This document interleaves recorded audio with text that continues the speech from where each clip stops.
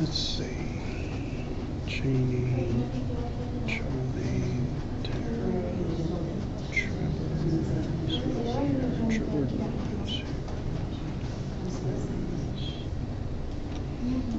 Allie is here. David Grief is here. Sandra, Caitlin, Julie, Masters, Emily, Pocket, Sean's not here, Al's not here, Braden is here, Landry is here, Summer's not, Keith is not, and Roger is here, Ethan is here.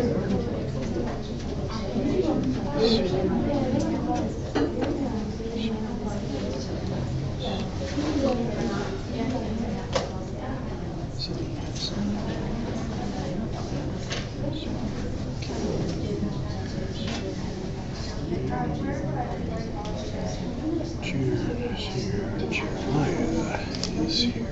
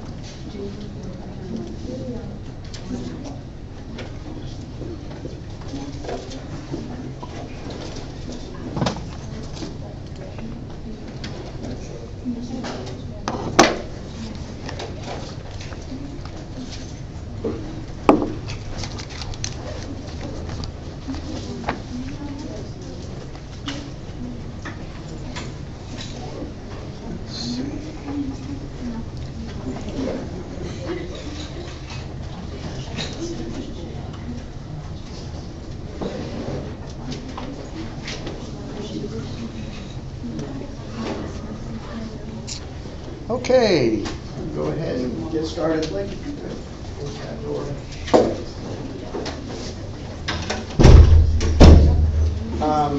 So just by way of referencing, you do have a writing assignment that hopefully you're working on. It is due on the 27th, I believe it was. That means it needs to be uploaded to Blackboard by 10:45 on the 27th. Okay? It has to be uploaded to Blackboard by the 27th at 10:45. If you have recognized, sometimes the internet goes down. If you have been trying to access things and have been trying to communicate with me over the weekend or this morning, that has not happened. Internet has been down. Some faculty are like, well, we'll get to it on our phones and that sort of thing. I've not been doing that because this is my phone. So I'm trying to catch the students who have already emailed me some questions and things and trying to take care of it that way. But I point that out such that you remember 10:45 on the 27th, the internet will be down at 10:44. I just guarantee, you know, it always has this way of knowing when you've got a last minute assignment that's due and it's 10:44 on the day it's due and I've got 1 minute to upload it and I'm still like attaching the citations page or something. That's not the way to operate. It really is much better if you have it at, you know, get it done ahead of time. You've had it for a while. Hopefully you've been looking at it, and at least been thinking about it. But I will tell you that on the 27th, that morning is not the time to start thinking about it. You really need to be working on it now. So please keep that in mind. A couple of other announcements have to do with registration. Please be thinking about your classes for summer and fall. And then if you're planning to transfer to Murray, please make plans to see them at the transfer day on the 28th, simply because you can save some money. Because they waive the application fee and all that kind of stuff. So make sure that you're keeping up with those kinds of things. Okay. Any questions just about that sort of stuff?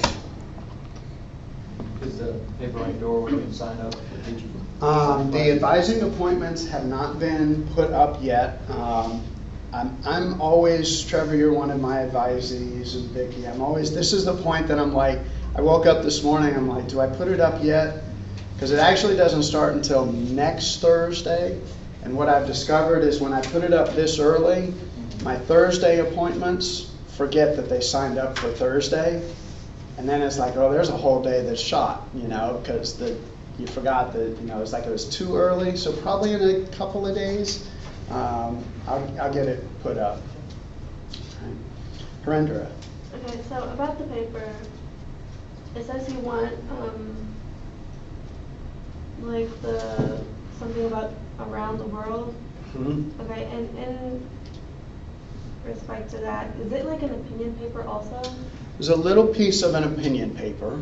There's some background, you know, some basic background facts. Here's income inequality, and this is how we measure it, and here it is in the United States, and here it is in another country. So those are kind of some facts.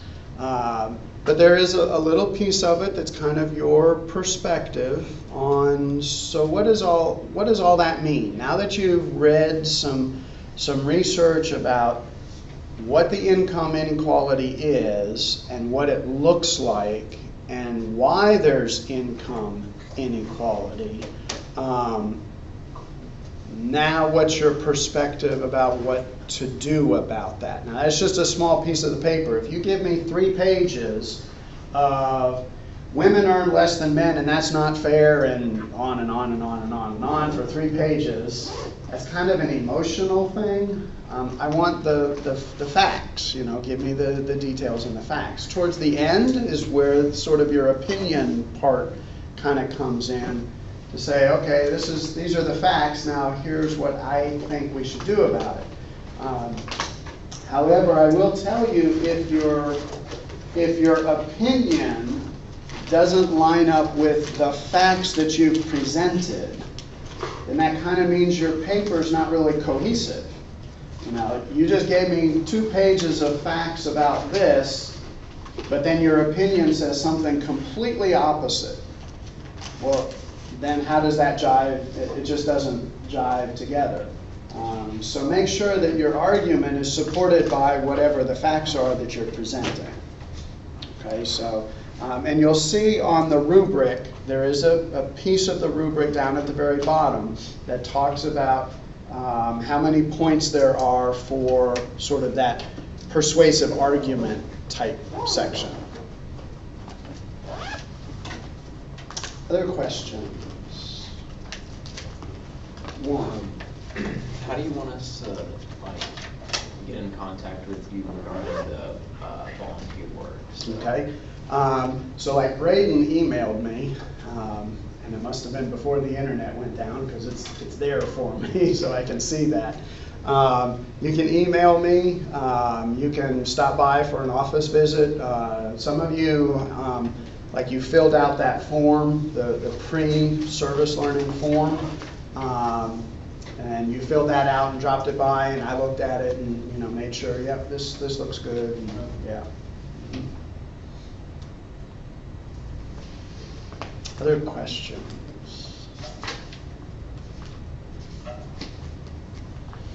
Okay. So today we're going to finish speaking about the cost of production. If you remember, we spent some time talking about the law of demand, why we demand things. We talked about utility and elasticity. And then last week we began this conversation sort of focusing on the supply part, the businesses, and their costs of production. Okay. So just by way of reminding folks, there were several costs that we spoke about. One they were fixed or variable. Fixed and variable costs. Fixed and variable costs. Blake, what's the difference between a fixed cost and a variable cost? The fixed cost stays the same no matter how much is produced, and the variable differs. And so the fixed cost stays the same no matter how much is produced. So even if you produce nothing, the fixed cost is what it is. The variable cost changes with the cost of production, with the quantity that you're making. So that's going to rise as you make more and fall as you make less. Okay, so we had fixed and variable. Then we talked about explicit and implicit costs of production. Explicit and implicit costs of production. So Emily, what's the kind of the big difference between explicit and implicit costs of production? Explicit are costs that are paid. Explicit, like the ones that you pay with cash, check, bank deposit. And the other one is like an indirect cost. Oh, add a half a sentence more on top of that. An indirect Not cost, necessarily that's paid not with cash. necessarily, that's the difference. Explicit cost you actually paid. Implicit cost is a trade-off, but you didn't actually pay that trade-off. So that's your key difference between implicit and explicit cost. And then we talked about economic profit and normal profits. Economic profit and normal profit. Okay, so Tara, do you remember the difference kind of between the two of them? Economic profit is where you take your revenue and subtract both your explicit and implicit costs, and normal profit is just when your economic profit is zero. Okay, so here's the key. Economic profit, if you take your revenue and you subtract your explicit and implicit costs, if that number is greater than zero, then you've got economic profit. Okay? So what that means is your revenue is more than both your explicit and implicit costs. Okay? The normal profit simply would be where revenue minus explicit and implicit, where that economic profit is equal to zero. Okay, so when we talk about, oh, this company has done really, really well, the question really is, have they done better than just their explicit costs? Have they actually met those implicit costs also? And if they've done even better than that, then you can say, wow, there's a company that's actually doing something really, really good. Okay, in terms of profit.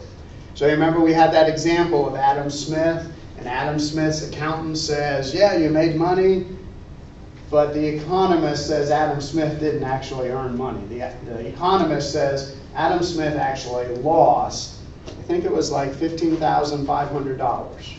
Okay? Now, if Adam Smith's revenue was $15,500 more than what it was on that piece of paper, then you would have said Adam was making normal profit. Okay? Now, the accountant would have said, whoa, good job, you made, twice as 30,000 something in profit. But Mrs. Smith says, no, we just broke even. We covered what you gave up as a insurance salesman. We covered the loss, the trade-offs, and our explicit, we did that. Okay? Now, if Adam Smith's revenues were even more than that, okay, let's say Adam Smith had 200,000 of revenue, then you can say, okay, Adam Smith did even more than just explicit and implicit. Yeah, he covered all of his trade-off, he covered all of his explicit costs, he covered his bills, and look at what's left over is this massive amount. Then you say, okay, look at how much Adam Smith has made in economic profit. Right? So making normal profit is not necessarily a bad thing because you are meeting your implicit costs. You have enough revenue to cover all of your trade-off. So normal profit isn't a bad thing. Normal profit just says you're not making more than those explicit and implicit costs. Okay, it says you're making just enough to cover that. A lot of businesses live on normal profit. They're doing fine. The accountants are telling them you got to pay taxes because the accounting profit would say, yeah, you made some profit, you got to pay taxes on that. But in the back of their mind, they're saying, yeah, we're still okay. We're not making this super killing, but we're meeting all of our other costs. Our business with jellies and marmalades in Florida was very much a business. We pretty much survived on normal profit. It was not a business overall that was this major profit producing machine. We covered our trade-offs, we covered our bills, we covered our trade-offs, and that's about all that we did. It's interesting that so in a family business, who are my people that have family businesses? I know Vicki and Jaron. And, so in a family business, does the family do some work sometimes too? Are you paid for your work, Jaron? No. You just do it because you're a family member, right? Yeah. So as a family, the 6 of us kids, we worked an awful lot at the factory.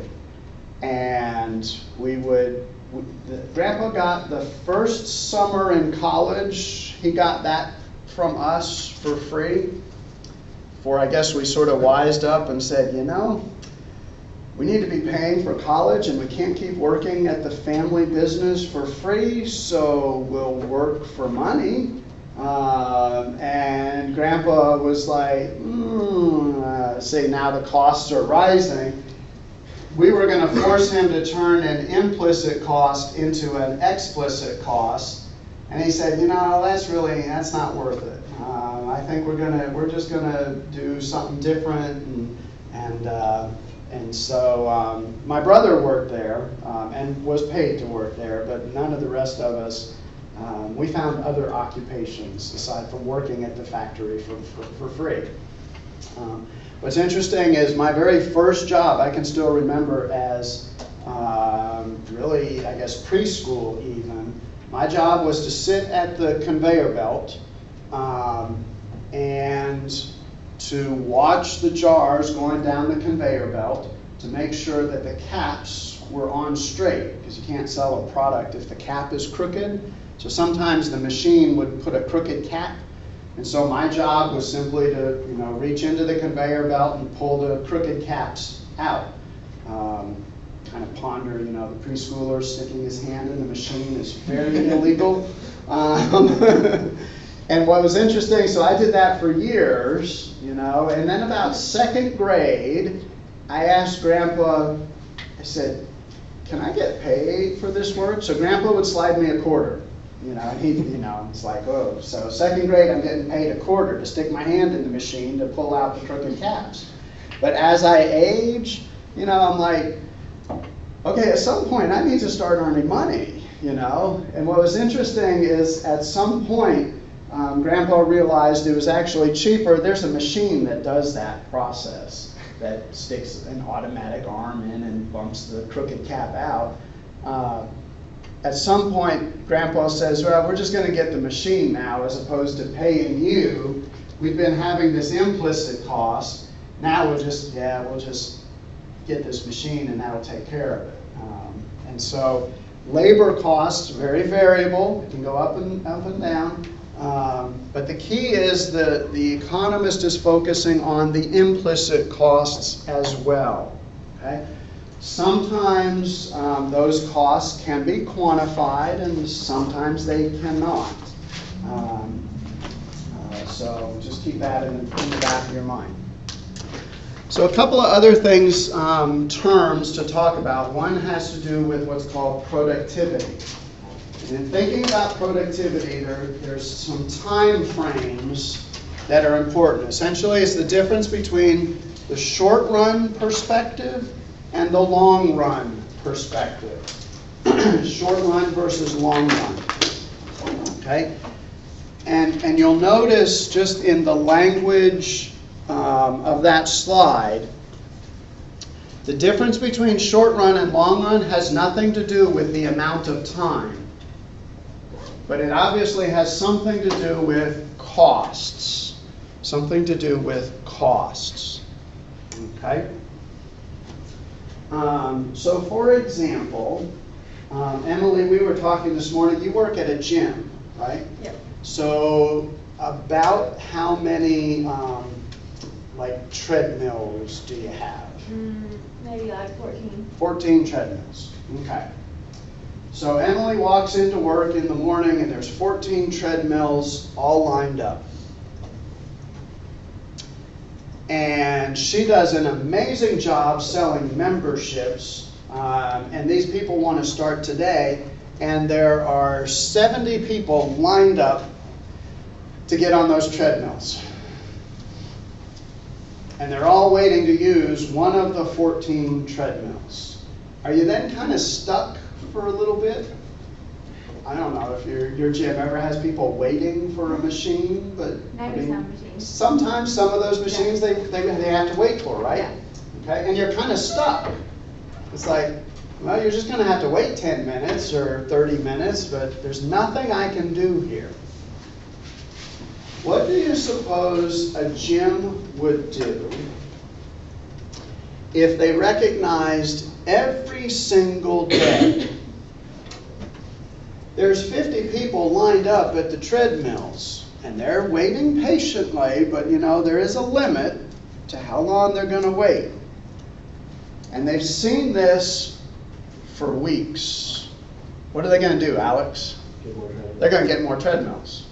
Okay? Now, I'm presuming that the treadmills at your gym are not the kind of treadmills that they sell in the clearance rack at Walmart. I'm kind of assuming that. I mean, I know some gyms probably do that. But they're probably going to get some more treadmills. That means they got to go to a company and, you know, get some, you know, professional treadmills or whatever. It takes a little bit of time to do that. So, in the short run, the firm has to deal with something that they really can't change. You know, I'm stuck. I got 14 treadmills today. You'll just have to wait your turn. What kind of cost do you suppose we're talking about in the short run? You're just kind of stuck. You can't alter it. It's a fixed cost. In the short run, you've got some fixed costs. I've got 14 treadmills, that's it. There's nothing I can do about it. You're just going to have to wait your turn. In the short run, you've got some fixed costs. However, in the long run, we could go get some more treadmills. That means in the long run, there's nothing that's fixed in the long run. In the long run, the gym could go get more machines. In the long run, they could build a whole nother facility. They could, you know, add a building on or something. In the long run, They could vary everything. They could hire more employees. They could change anything they wanted to. In the short run, they're stuck. This is what you got to work with. A good business will be thinking about both time horizons at the same time.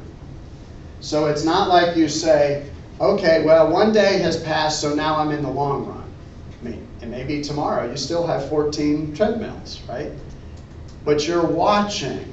A good business ought to be watching to say, wow, it's been 3 weeks, and for some reason we've got all these people at this gym. We need some more machinery. And they'll go out and get some. And they'll try to figure out, well, where are we going to place it? You know, so Emily, I've never been to your gym, but your gym is going to purchase 20 new treadmills. Could you fit it in that facility? Not comfortably. Not comfortably. You probably have to try to figure out, how are we going to, we got all these members here, how are we going to fit that many more treadmills? Maybe I can't. Maybe I got to bump a wall out or something like that. That takes time. That's the long run. So a good business is going to be thinking about what steps do we need to take to get us to that point. But today I've got 14 treadmills. That's what I have to work with. So you make it happen. Okay? So notice on here it has absolutely nothing to do with time, like number of days or weeks or months or anything. It has to do with, are you stuck with a certain type of cost that you can't do anything about? And that's going to change depending on the nature of the business. Do you suppose it's easier or quicker for Emily's gym to go get more treadmills or for our company to get a new conveyor belt? Which do you suppose is easier? Jeremiah, what do you think? The conveyor belt. Easier to go get a new conveyor belt in the factory or some more treadmills? More. More treadmills. You can probably get them delivered by the end of the week, probably, yeah, you know. A new conveyor belt? Oh, to take a factory and add a new conveyor belt, massive amount of time to try to reconfigure all the equipment and how everything is feeding into it and all of that. New treadmills, yeah, we can squish these a little closer, slide some more in, they'll be delivered tomorrow, kind of thing. Okay? It depends on the nature of the business as to how much time you're talking about. But for every business, there's always some perspective of, I'm stuck. I gotta do this job now, and this is all I have to work with, whatever it is. Maybe I have one computer and that's it. I mean, if I truly needed more than one computer, I can go get a computer in an hour, right? So my time difference between short and long run is pretty small. I just go to Best Buy and get another computer. If that's really what my fixed part is, it's just a computer, I can go deal with that. But if my fixed part is, I'm stuck with one assembly line, to get another assembly line is going to take a year to figure out how to do that. Okay, so it might be, I just got to figure out how to make it happen for a year. We're going to be moving equipment around and trying to figure out what to do. But until all that happens, I'm stuck with one conveyor belt. Okay? So you have this difference in perspective. Businesses have this perspective. And they also have the different ability to produce things based on the resources that they have.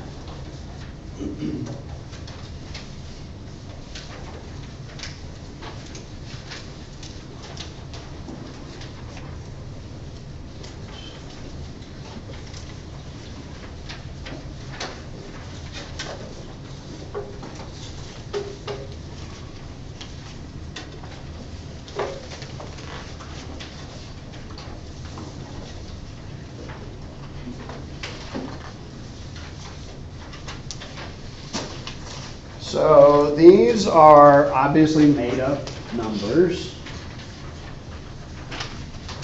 Thank you, Blake. So you'll notice at the top it says number of workers, K equals 1, and then total product, and then it has marginal product of labor. So let me just explain what K equals 1 references. For some reason, economists have always called capital K. I don't know why. I'll just be honest. That's just, we've always called. So it means there's one unit of capital. There's one sewing machine that this company has to work with. Okay, they're making sweaters or something. And they have one sewing machine. So obviously if they have 0 workers, they make 0 sweaters. Okay, so total product is 0. They hire one worker, they get 4 sweaters out of that one worker.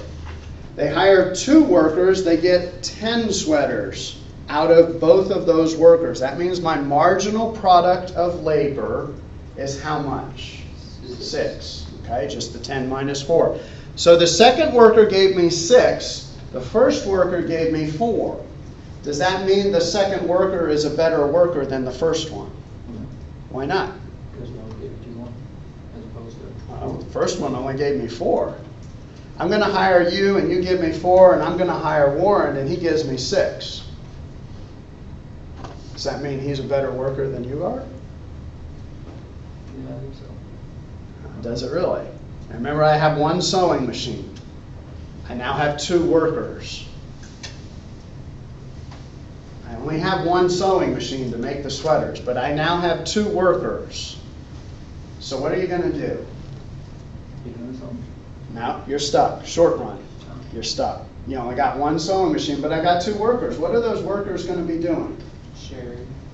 Work with that, Jaron. They're going to be sharing. Explain a little bit more. We're going to use it at different times. Possibly. Shifts. Possibly they could work in shifts, but if they work in shifts and the second worker actually gives me 6 and the first one only gives me 4, that does mean the second one is better than the first one, right? But they're not working in shifts. They're working at the same time. I've got 2 employees sitting down with one sewing machine. Alex? They might just figure out how to do it more efficiently. Bingo. How can they do it more efficiently? I don't know if anybody sews, so this may be a new experience. Like one part at a time, like one seam at a time, I guess. Could be one seam at a time. So you've got fabric, big bolts of fabric. Needs to be cut, needs to be measured, cut, laid out, then sewn up. Split up the work. Say that again? Split up the work. Split up the work. That's exactly correct. Specialize in something. Would it not be if I have one sewing machine, but I have one worker who's doing all the measuring and cutting, that's all they do, and the second worker is doing all the stitching, that's all they do, that you could actually get more out of having the second worker? Right? I'm getting 10 units now with 2 workers because I'm splitting up the work and being a little bit more efficient. Okay? So having 2 workers gives me a little bit more than just having the one worker. But notice when I hire the third worker, I get another, how many units? Another 3 units. So I'm going to hire, I've got Trevor started out, and then Warren, and I'm going to hire Drew, and I get 3 more sweaters. And then I hire Emily, and I get 2 more sweaters. And then I hire Jaron, and I get 1 more sweater. Notice what's happening to my marginal product of labor. What's happening? It's going down. It's going down. It's diminishing. Okay? This is a law. It will go down. It will go down. At some point, it's going to go down. The question is, why? It's going to happen. Why, at some point, does every additional worker then give me less and less and less product? Because I only have one machine. I fit 5 people around one machine. That 5th person really didn't do too much, right? I mean, because we've already divided up the tasks. You know, maybe, Trevor, you're going to do the measuring, and Warren's going to do the cutting, and Drew is going to do the laying out. And I mean, at some point, there's no more work to be divided up, okay? At some point, it's going to go down. Your productivity on the margin will go down.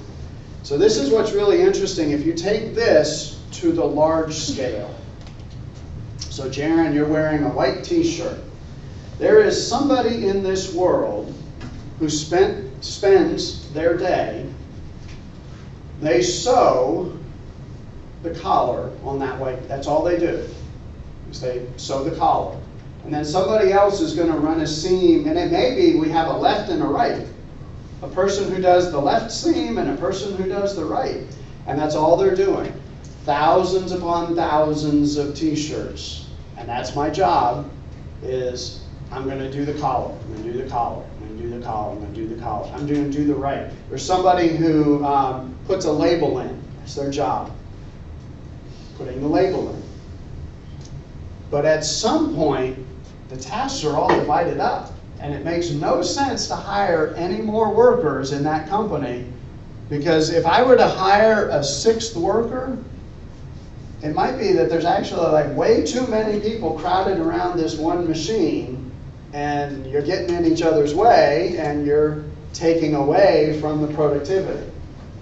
This is why in group projects, people often have this perspective of, I'm just going to do it myself, because I can get it done a whole lot quicker if I just do it all myself. And in reality, if you can divide up the work, sometimes you can get a little bit better, a little bit more, but then you divide it up too much, and then it falls apart. So in my Econ 150 class, I have a group project. This is new for this semester, those of you who had me. I didn't do this with your class. But I have a group project, and the debate in my mind was, so how many members per group? I have been in groups which there was one task to do and there were 6 people. It's like, well, I'll just do it all, and you know. So in setting up my group, I defined it so that there were 3 tasks to be accomplished. So how many folks are in the group, do you suppose? 3. Okay. I had one group. I had the one extra person. Like it didn't come out even, 3 per every group, and I had this one extra person. And I debated for a long time, what do I do about, this is going to be a group of 4. Or do I have 2 groups of 2? And it's like, what do I do? I don't know yet what I'm going to do about that, because that one person dropped.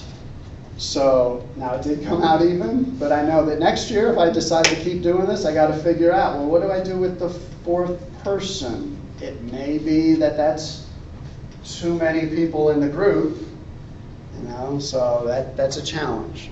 Okay, so if you were to look at that graph, you will notice that total product goes up. We started out with 0, and then we got to 16 sweaters. Total product rises. Total product is going to rise. Okay? Is it possible for total product to come down? So we started at 0, ended up at 16. Could you imagine a case where this rises and then maybe starts to fall again? How would that happen, Tomas? Hire another person. Okay, and this is where the marginal productivity, if you graph that marginal product, you'll notice it rises and then it begins to fall. So after worker number 2, your productivity falls. After worker number 2, your productivity is going to fall. You'll notice you hire the 6th worker, that marginal productivity is going to be negative, which means total product is going to start coming back down again. Okay, you'll notice as this slows down, the slope of this is also changing. So it's sort of leveling off. When marginal productivity goes below 0, then total product is going to fall. You'll have reached a maximum amount that you could make. Okay, so that's just physical production. That has nothing to do with costs. But you'll notice I put this on the same sheet, and there's a reason for that. So down at the bottom we have costs. There's a bunch of different costs that we're going to talk about. The whole list of them. We're just going to take them in turn. Okay, so down at the bottom you have this little table down there. Okay, so FC. Blake, what do you suppose FC stands for? Fixed cost. So when I produce 0 units, my fixed cost is 25. So if I make 4 sweaters, Jordan, what do you suppose my fixed cost is? If I make 4 sweaters, what do you suppose that fixed cost is going to be? So remember, fixed cost doesn't change with the quantity. It's still 25. Okay? It's still 25. When I make 10 sweaters, what's my fixed cost? When I make 13 sweaters, what's my fixed cost?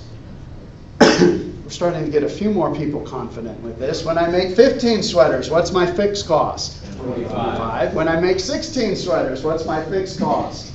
25. When I make 5,000 sweaters, what's my fixed cost? 25. Okay, so on a test, I always do this and I always tell students, this is a test question. I usually need a 3-point test question. Fill the chart in. Okay? At the very least, you should get that column. At the very least, you should get that column because it's just the same number. And yet, for 26 years, I get I have no idea sometimes where the numbers come from. It's always fixed. You got to remember, fixed cost doesn't change. It stays the same. So if I were to have, instead of putting 25 at the top, if I were to put 25 down here on 16,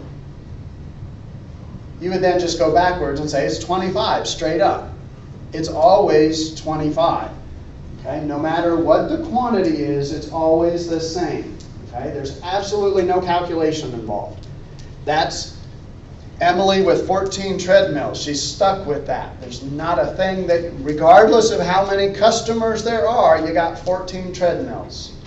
Okay? This company has 1 sewing machine. It's got a $25 fixed cost. So VC, I had to give you the information to calculate that because variable cost does change. So there's no way that you could calculate that if I didn't give you some information. Okay? So TC. Braden, what do you suppose TC stands for? I've got fixed, I've got variable, T. And I'm going to add up fixed and variable. Somebody said it. Total. Right. TC is total. So you're just going to add your fixed and your variable. Right? All of your costs combined. So you add 25 and 0, and 25 and 25, and 25 and 50. That's your total cost.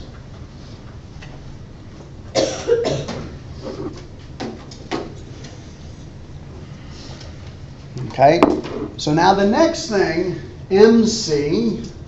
Gavin, what do you suppose MC stands for? Any ideas? M. Something cost. Okay, something cost. Marginal. Marginal, there's that word again, marginal. So we had marginal utility, we had marginal productivity, we've got marginal cost. Okay? Here's what I want you to do though for marginal cost. You have to recognize your output is also changing. So if you just go 25 to 50, 50 to 75, 75 to 100, it's a $25 difference each time, right? But notice your output is not changing by equal amounts. So really what we want to calculate is marginal cost per additional unit. Marginal cost per additional unit. So to calculate that, you just simply take the change in your total cost, change in total cost, and divide it by the change in your output. Change in your total cost divided by your change in your output.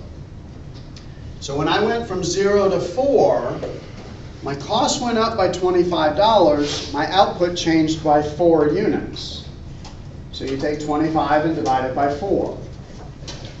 When I go from 4 to 10, my cost went up by 25, but my output changed by 6.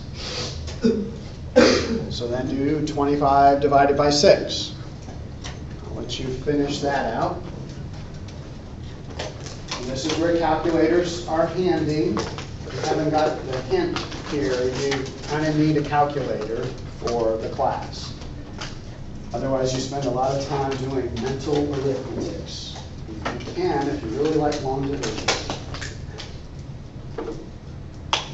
Should we round to the nearest hundreds or anything? I think I rounded mine to the hundreds, yeah. Like dollars and cents. I won't count off necessarily. Like if you give me $6.26 instead of $6.25, you know, I can work with something. If you give me $8, then you're wrong. Think of it like dollars and cents.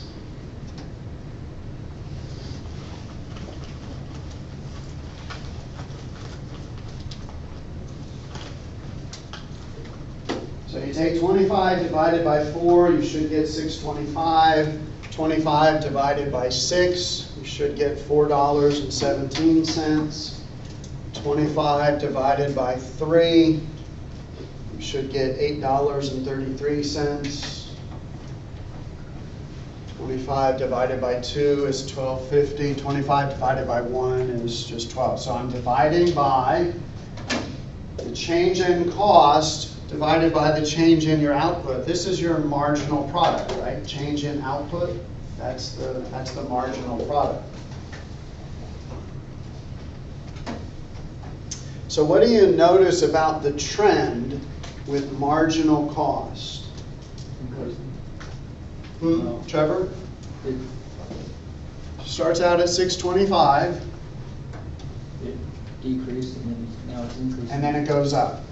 I mean, it does have this little downward dip, but then it goes up. So if I were to add another worker, if I were to add a 6th worker who's not going to do anything for me, do you suppose my marginal cost is going to be more than 25 or less than 25? It's going to be more than 25. Your marginal costs are always going to keep rising. Again, think of it, I'm going to have to pay worker number 6, but I actually am going to get less product out of 6 workers. My cost per unit just skyrocketed. It makes no sense to, at some point you got to stop, right? Because your marginal costs continue to rise because you got something that's fixed. You've got 14 treadmills, you have 1 conveyor belt, something is fixed. That marginal cost just keeps going up and up and up and up. Okay? Now, the next 3 columns all have an A in front of them. So we have the VC, the FC, the TC. Those of you with statistics, what do you suppose the A stands for? Average. Okay, so this is going to be average fixed cost, average variable cost, and average total cost. Okay, that's what you're going to calculate. So your average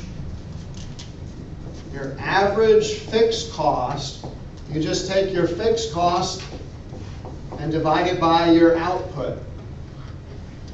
Your average variable cost. You just take your variable cost and divide it by the output. So when I hired one worker, I got 4 sweaters. My fixed cost was $25. So per sweater, 25 divided by 4, that would give me the average fixed cost. So you should be able to go ahead and finish that entire table. Average variable cost, you sort of calculate the same way. You just take your variable cost and divide by the quantity.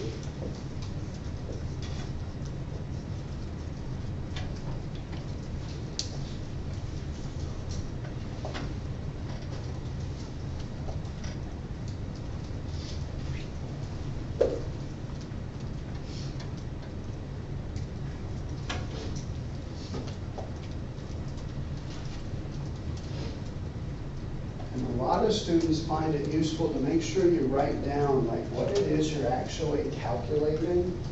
Like write down VC over quantity here.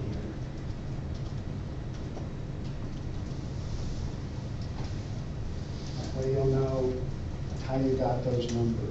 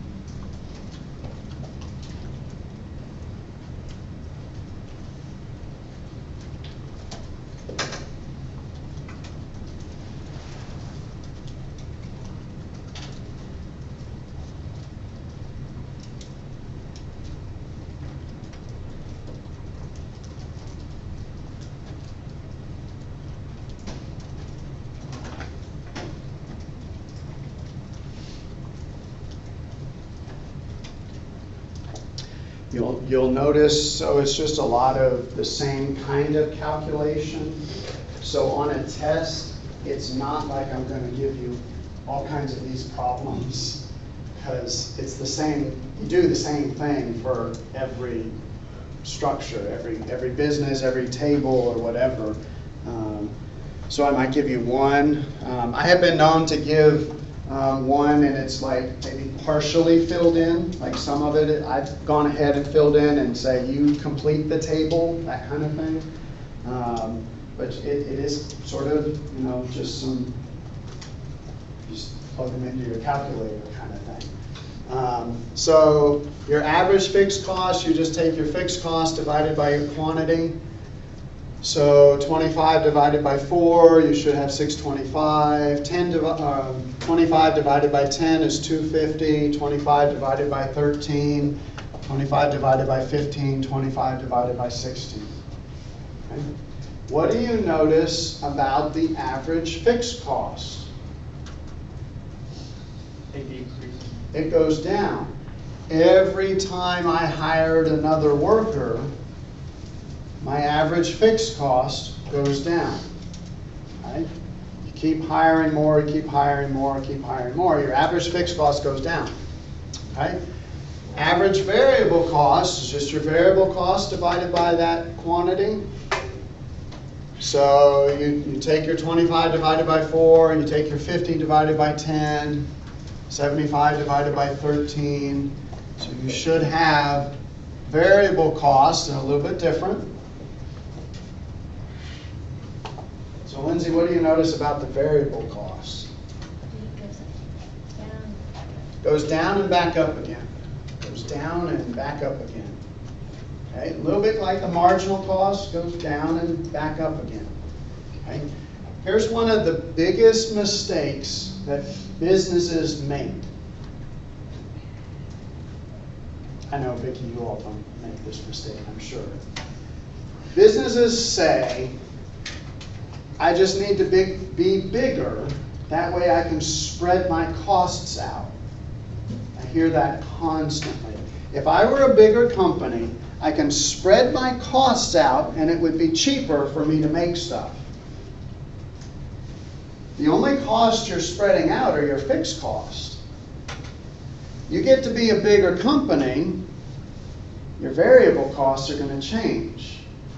Okay, so like Vicki has a construction company. Is your husband, does he have like employees that work with him? How many? He has one that works with him all the time. All the time. And then if the job's bigger, needs more help, he has a couple that work. Kind of part-time. Yeah. Okay. And there's tools, obviously, and equipment, and lumber, and nails, and all that kind of stuff. And if your husband were to ever say, we just need to be bigger, then it gets cheaper to make these decks. It doesn't. Because now I'm going to hire more people. You're gonna have to I'm do not more going than one to, job. yeah, you're going to have to do more than one job. Material. And in the short run, do you have something that's fixed? Absolutely. I've got one hammer, I've got one of whatever table saw, there's something that's fixed.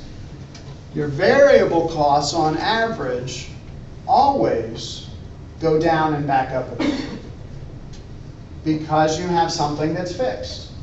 So just to keep getting bigger and bigger and hiring more people is not going to reduce your costs.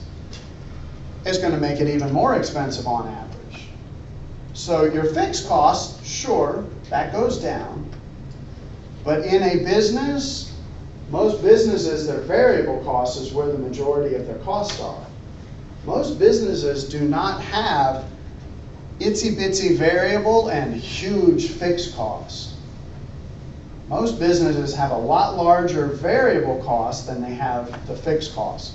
Labor is their biggest, and that's a variable cost usually.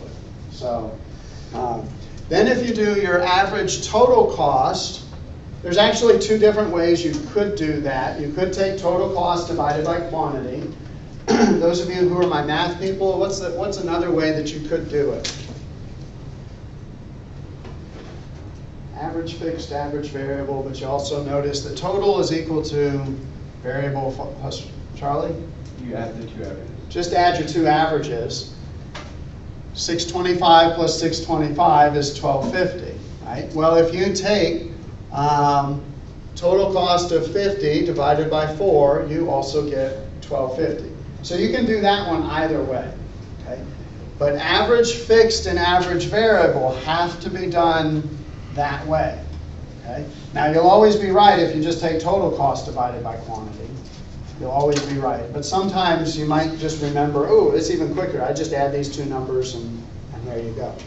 So you have average total cost. So what do you notice about the trend in average total cost? Julie? Last year. What do you notice about the trend in average total cost? Kind of decreases and then goes back up. And then it goes back up again.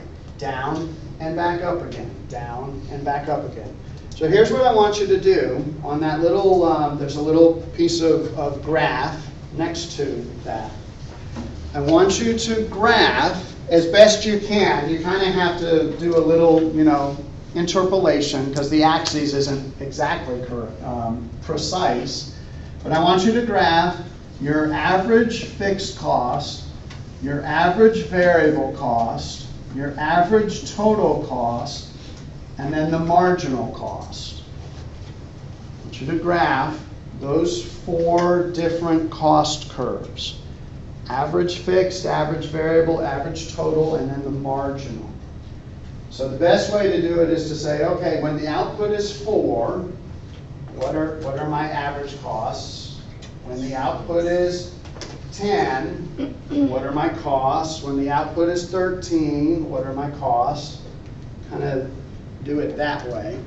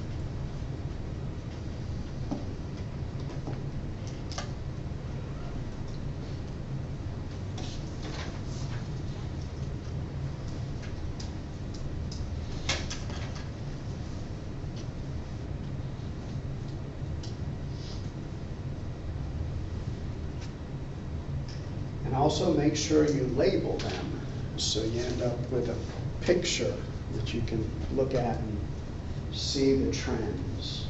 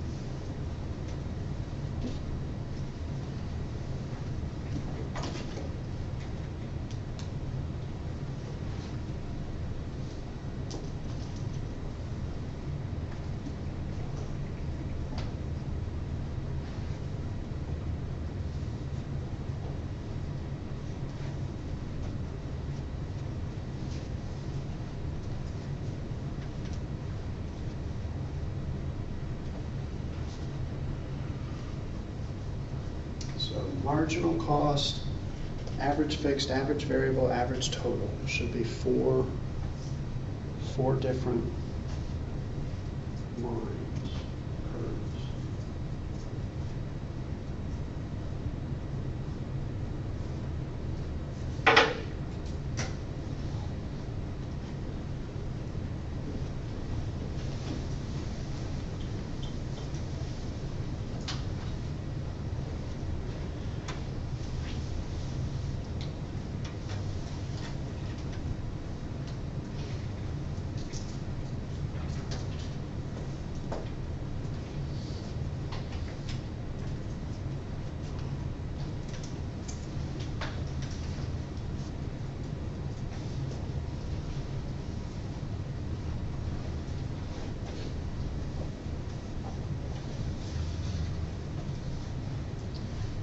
Again, you'll notice average fixed cost always goes down the more output that's produced.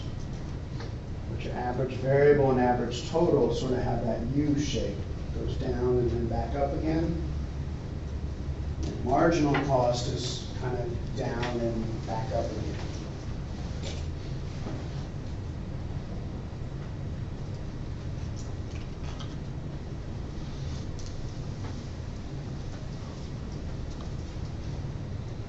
Folks are starting to finish up.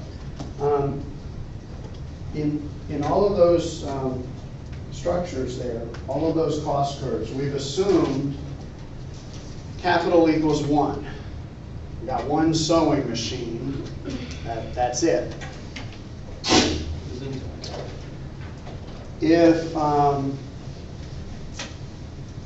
What if our labor costs increase? What if I have to pay more for each of my laborers? In general, what would happen to all of those graphs if my labor costs went up? Every worker got paid even more. What would happen to those graphs? All shift up. It'd all shift up because it got more expensive. For all the costs would have gone up. So that means on average, all of those costs would have gone up. So if my input costs become more expensive, like minimum wage goes up, that's going to increase my average cost. Tomas? Except the average? Pardon? Cost? That's what I would. Except for the average fixed, because that stays the same. That's correct. So shifts up. Marginal cost would also shift up. What if the government decided to impose a tax on gym memberships? What would the gym's cost structure look like? Every time there was another gym membership, there's this federal tax they got to pay. What would happen?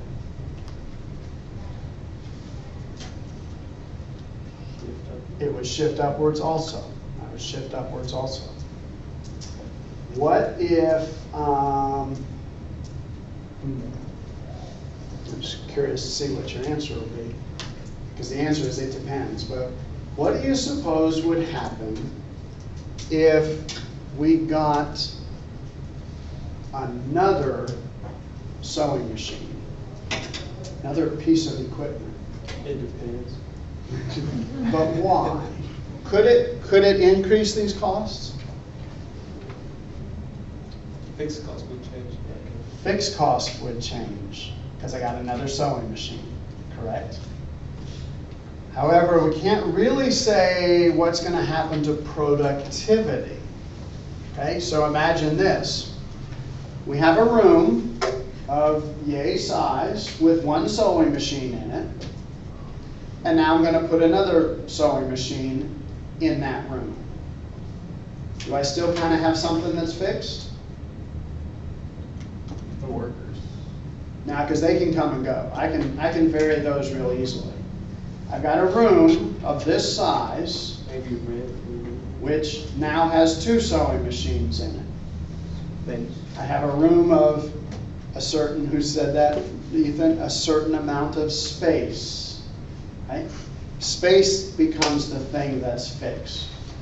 So, for example, in Emily's gym, they could probably throw another treadmill on this afternoon, probably without too much difficulty. But the gym size is this big.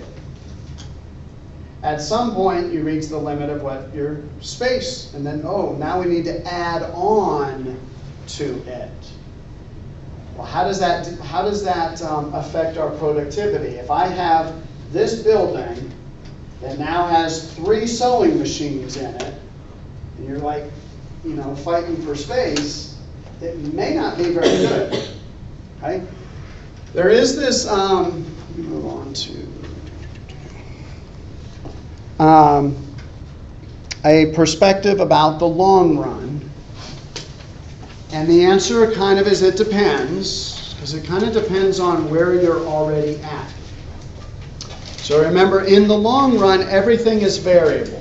We can adjust the number of treadmills, the number of conveyor belts. We can adjust the size of the building. In the long run, we can do that.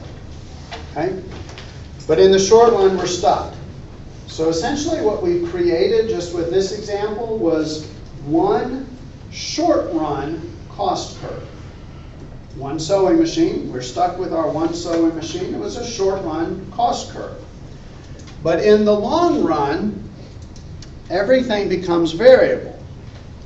So if I had 2 different average total cost curves, and I needed to produce 40 sweaters, is it cheaper for me to do it with 1 assembly line or 2 assembly lines?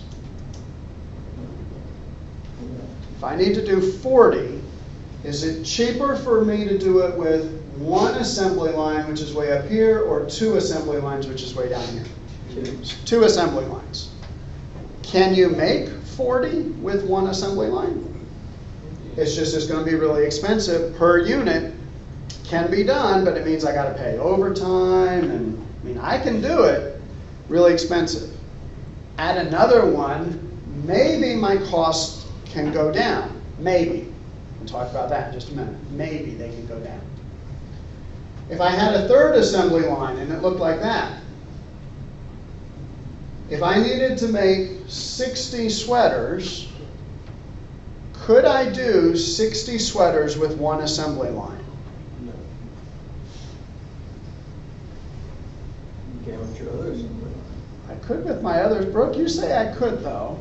Work with that. You could, but you have to pay one every time.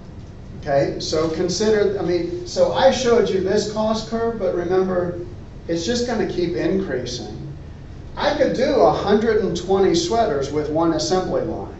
The costs are going to be like way up there on the ceiling, okay? If I need to do 60, I can do it with 1, but the costs are going to be up there. I can do it with 2. the cost would be there. I could, do it with 3 maybe. Okay. 80, definitely cheaper to have 3 assembly lines. Now, it is possible that the cost could rise. I add a 4th assembly line, maybe my costs rise again. I've only got so much space, right? For me to shove 4 assembly lines in there, that might not make any sense, okay? The best example of this is truly our factory in Florida. Fixed size, we started out with 1 assembly line. Everything else was inventory. Second assembly line, we took out inventory and added a floor. So we moved the inventory upstairs, so we had a second assembly line. Time progresses and we're now into like just-in-time manufacturing. We really don't need to hold inventory as much anymore. We added a 3rd assembly line in there. And then we added, I don't know how they did this, but there is actually an outside assembly line. No idea how the health department said that was okay. But we process food outside. Okay? And there's an outside assembly line. It is covered though. So we have 4 assembly lines. If I wanted to add a 5th assembly line, there's no way I can do it. I've already maxed out my vertical space. I've already gone outside. The new owner said we need another assembly line. My dad said I quit because to add another assembly line, you have to buy some more land so you can build a bigger factory. It's a skyscraper here. There's an interstate here, a river here, and a utility company there. We're not expanding. He's tried to figure out how to get a 5th assembly line in there. It would definitely increase our costs. It just won't work. Okay? So in looking at these costs, you'll notice in the long run, goes down, and then maybe at some point it goes back up again. There's a couple of phases in your long run curve, and this is what's most important. And I think if you're using your notes, this is in that, but I'll also make sure this is online.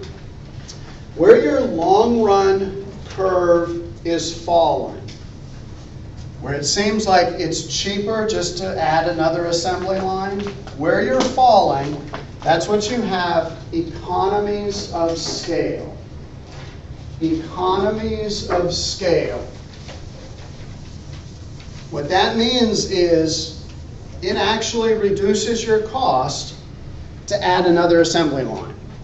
Okay, to change the size of your business.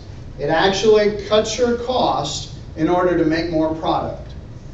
So you have, that part there is where you have economies of scale. Then it bottoms out. Somewhere it's going to bottom out. Where it bottoms out, you have what are known as constant returns to scale. Constant returns.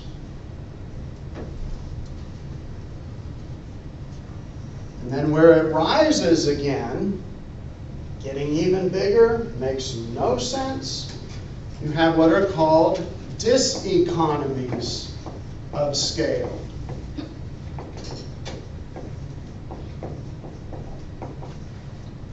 Diseconomies of scale. And it makes no sense for a business to operate in this realm because you got higher costs than what you had down here. It makes no sense to get that big. So for example, Walmart started out as it was a general store. Franchise got a little bit bigger. Walmart eventually says, okay, let's get a little bit bigger. Economies of scale. Walmart has figured out economies of scale. But then Walmart did something that was really dumb. they decided they were going to experiment with having car lots at Walmart. They were going to sell cars. They sell everything else, so let's sell cars. So they started in Texas selling cars at Walmart. Think of what that does to their cost of business. It greatly increases their cost of business to have a car lot of cars at Walmart. That makes no sense whatsoever, to have an inventory of cars at Walmart. They backed off on that, came back down to sort of this is where they're operating now. And actually what Walmart has realized, even their super Walmarts are too big. I don't know if anybody has realized super Walmarts, and we have 2 of them, which makes no sense for a community this size to have 2 super Walmarts. They realized that they're too big. And so they've scaled back to neighborhood Walmarts. I don't know if anybody's ever been to a neighborhood Walmart. Neighborhood Walmart is sort of like the original general store plus groceries. It's kind of like a big grocery store with some additional, like you can get a quart of oil, you can get a gallon of white and black and beige paint. That's it. You know, you can get blue pens and black pens, but you don't have the whole aisle of pens to choose from. You can get some of the basics, but then your food like a normal grocery store. Essentially, they realized maybe super Walmarts are even up here. Maybe they're too expensive to be operating also. And they're starting to close some super Walmarts and backing off into the neighborhood Walmarts. What's interesting is Dollar General. Does anybody shop at Dollar General? Yeah? I don't know if you've noticed what Dollar General's doing, Trevor? They're beating the heck out of Walmart. Beating the heck out of Walmart. Now here's what's happening. Dollar General starts out here. They get a little bit bigger. They're spreading out. Their stores are a little bit bigger. I don't know if you've noticed, but some Dollar Generals have added produce, fresh produce, but they now also have the Dollar General Market. I don't know if anybody's ever been to a Dollar General Market. There's one down in, I think it's Martin, Tennessee. Dollar General Market, which is essentially a little bit bigger Dollar General. It's a grocery store. It's a grocery store with Dollar General stuff attached to it. And they're toying with the idea of, well, this is doing so well, let's do even better. Let's do Super Dollar General. Super Dollar General is way too far. They need to back off on that. It makes no sense to do Super Dollar General. Back off on that, and maybe this is the realm where your costs are the cheapest. Okay? But there's always this idea of, oh, if I just get bigger, my costs go down. And they don't. They don't in the short run, they don't in the long run. There is a minimum. There is a minimum. Okay? I do have your reminder sheet with reminders of what's due, when, and another example of your costs.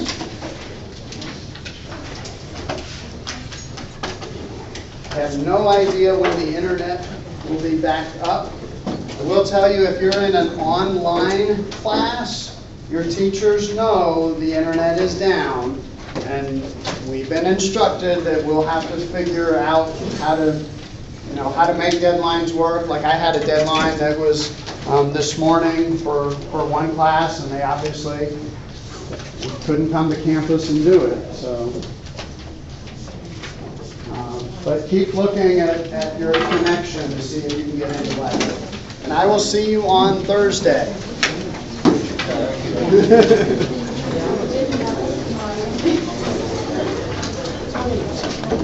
You know where Dollar General started?